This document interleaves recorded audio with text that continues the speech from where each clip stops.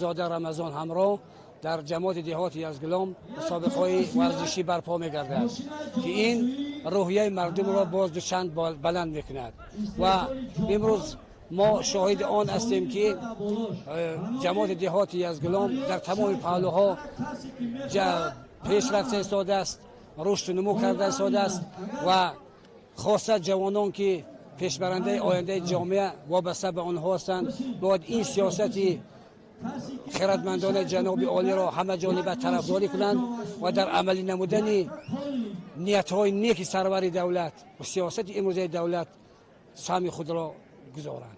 چاره‌بینی گوشتن ملی در جماعت دهاتی یزگلام ناحیه ونج با قوا آزمایی نورسان شروع گردیده. در ادامه مسابقه ورزشی تا وزن 100 کیلوگرم ورزشکاران سن سال گوناگون که از خود مهارت بلند ورزشی را به مخلصان خویش نمایش دادند. مسابقه گوشتن ملی با میدانداران ورزشکاران شناخته از شهر و ناحیه‌های جمهوری جالب و دیدنی صورت گرفته. پهلوانان برای به دست آوردن غالبیت پیوسته تلاش می‌نمودند. ما دو جشن اساسی را جشن می‌گرفتیم. یکم سال 1990 تشریف جناب عالی به همین وادی کوچک یزگلام و سال 2016 همین تشریف جناب عالی را به همین وادی ما هر سال جشن میگیریم. چنانه که دیده ایستادیم از تمام جمهوری تاجیکستان پهلوانان تشریف آورده ایستادند و ما از این خرسندیم که چون که ما مردم یزگلام از دوره قدیم ایام مردم مهمان دوست مهمان نواز بودیم و خواهیم ماند.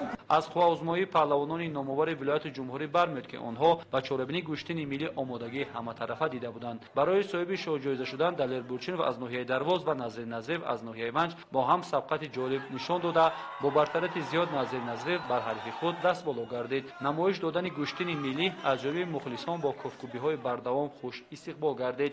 من سفر عبدالعلیموف از ناحیه خوالی و ناحیه یزگلام گوشتین آمدم.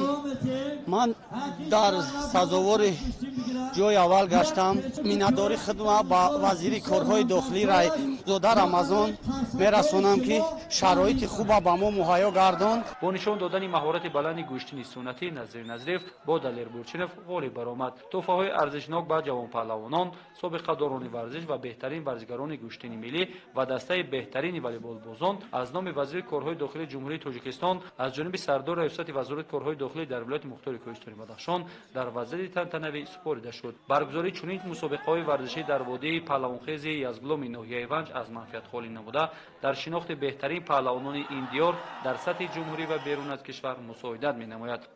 خوش هست و میماند.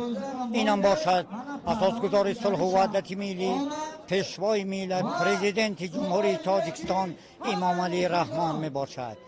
امروزها در سرتاسر کشور عزیزمان تاجیکستان 30مین سالگردی استقلالیت جمهوری تاجیکستان را جشن گرفته ایستاده ایم.